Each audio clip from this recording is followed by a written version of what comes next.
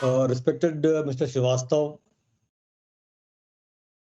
Mr. Singare, Member Secretary, Maharashtra Pollution Control Board, experts from industries, from government, academia, and all the distinguished participants. At the outset, I must compliment the organizers and also Srivastava Sahab for having taken lead in organizing this 2 days conference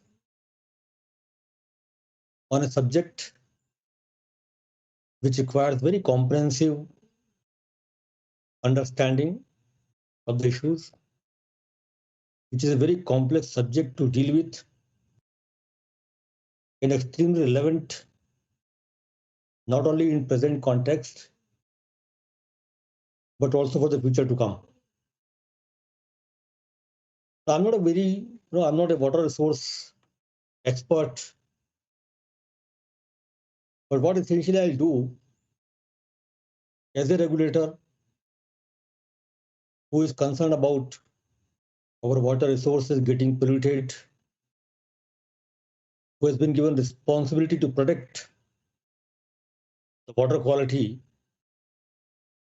will share some of my thoughts, my concerns,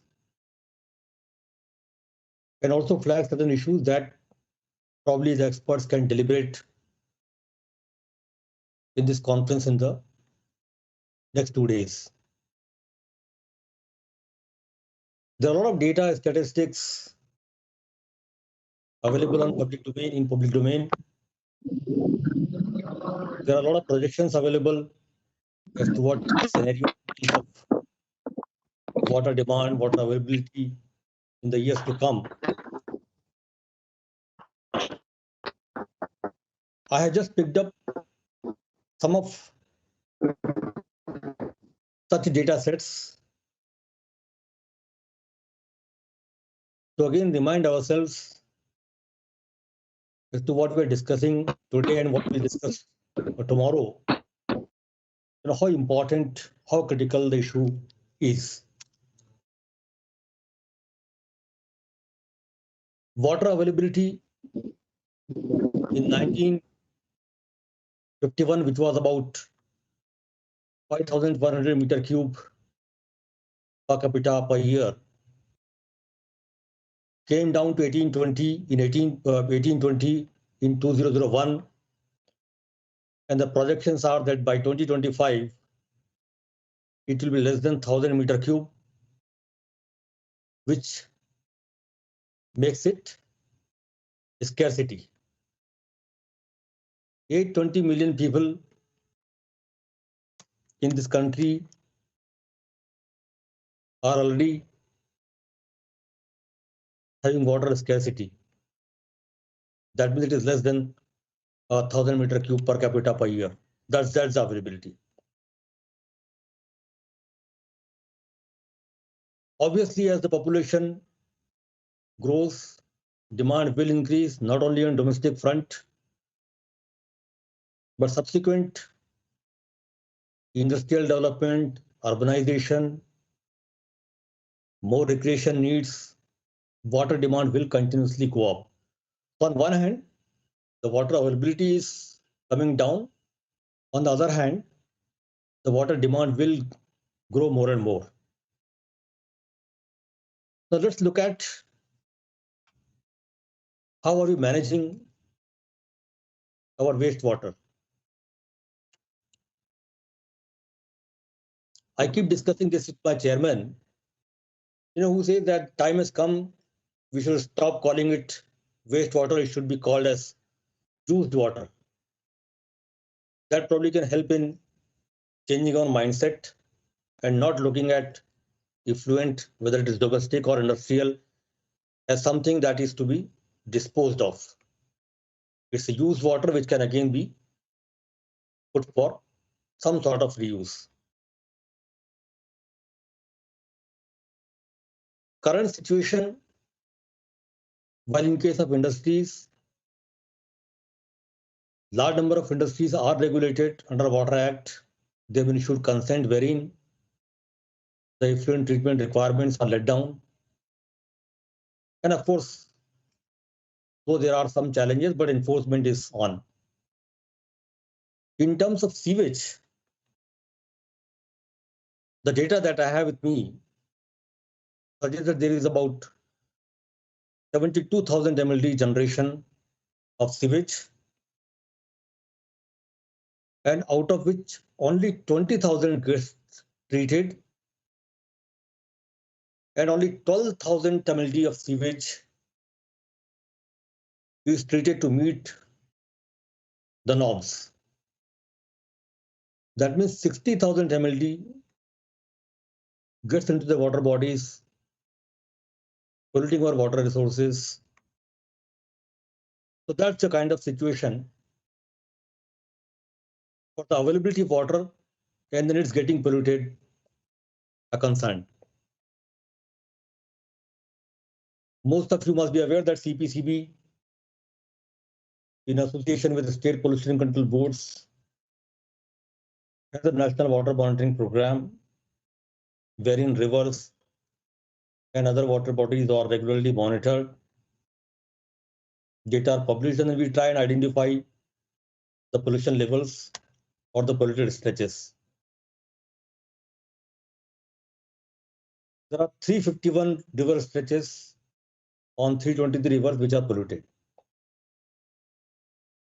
So rivers are getting polluted. Demand is increasing. Availability is coming down. Whatever is available is getting polluted. So this is the set of problems that we are dealing with. Now let's look at as to what is being done and what probably can be done. It's a thought for discussion.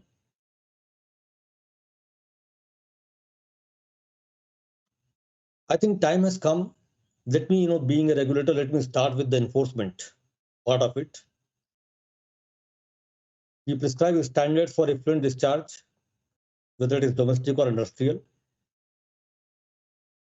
So historically, when the standards were framed, there are two important components. One was economic viability. While technologies are available, in certain sectors, there are still questions related to economic viability. Second was availability of adequate flow in the river to allow some sort of dilution to the effluent or domestic sewage discharges so that water quality remains usable. So 10 times dilution was considered, and then accordingly standards were framed.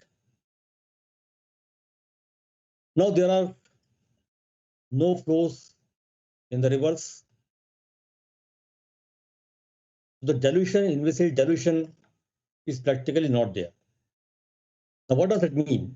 It means our standards, either you ensure that there is adequate flow in the rivers, else you make the standards more stringent, assuming that river will not have self-cleansing capacity, rivers will not be able to provide the dilution that you look for. Now here important aspect comes is either you make the standards or now also looking at the scarcity of water, try and minimize the consumption and then maximize the use of the water. In certain sectors, we heard the earlier speaker talking about zero liquid discharge. In certain cases, it has been mandated. In certain cases, it is demand supply kind of requirement of a particular area or particular sector, wherein one is forced to adopt zero liquid discharge. But as a regulator, under Water Act, we are supposed to lay down standards We can also prescribe water consumption norms in certain sectors. It has been done, especially after Water Cess Act is no more enforcement now. There is no push or pressure or motivation for users to minimize the consumption. So there has to be something done on the consumption norms. Secondly, either you make the stringent norms so that there is push for more and more water reuse, or do it as voluntary through awareness for different user groups, especially the industries and municipalities, to set up treatment plants, not with intent to discharge into the environment, but used for different purposes. So there are a lot of thinking in those directions. On one hand, we have to look as to what is the mandate given. On the other hand, whether we should push for zero liquid discharge kind of situation, or at least try and prescribe a part of water use or reuse, say 50% of the effluent generation could be reused in the process itself. Whether that kind of direction could come, if at all, whether it should be pan-India level or it should be focused only to certain areas where it is needed. For example, critically polluted areas or the industries or municipalities located close to polluted river stretches. So this is something, which is under discussion, under consideration. Second aspect is when we look at the water pricing. Water, of course, is a state subject. And I was going through the water charges being levied by different states.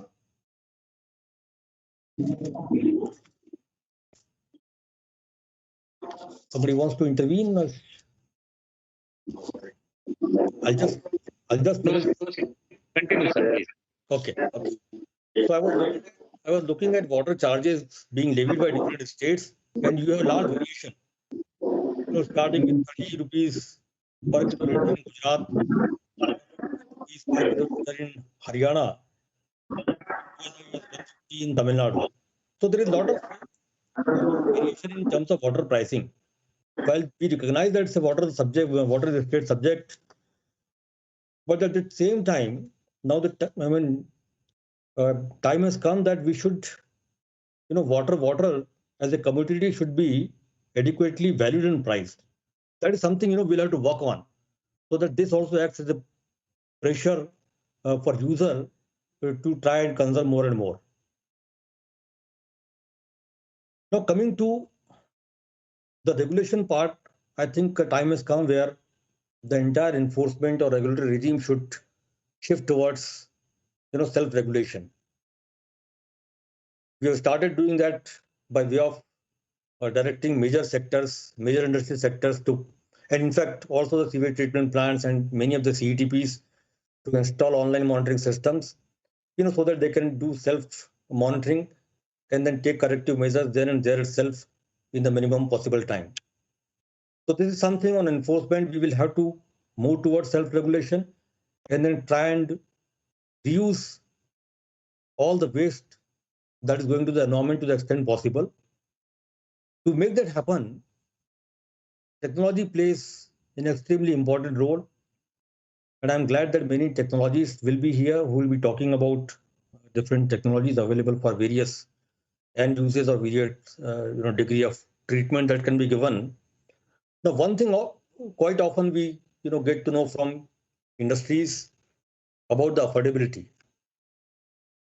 Economic viability is always posed as a question whenever there is a directive for either ZLD or more reuse of water. So my request to all the technology suppliers will be, while there will be customized solutions to every problem, one will have to see as to what can be segregated, what can be used for what purposes, and accordingly, an entire treatment scheme can be designed. But then, industry must invest more on R&D, produce technologies, propagate technologies that provide, least cost, minimum cost options to different industries or or municipal bodies who are the larger consumer of these technologies. Fourth point and the last point which I wish to make today is about creating a cadre, creating awareness, adequate trained manpower, who will have complete understanding of this entire treatment, reuse, recycle business. And we will have to develop a technical team, a strong technical team who can provide customized techno-economic solutions to industries and municipalities for more and more reuse of used water, I will call it. So these are some of my thoughts I thought I'll share with the delegates here, and I look forward to uh, the conclusions that you will draw after today's deliberations, and then let us collectively work for a better water resources management. With this, I will close, and thank you very much for giving me this opportunity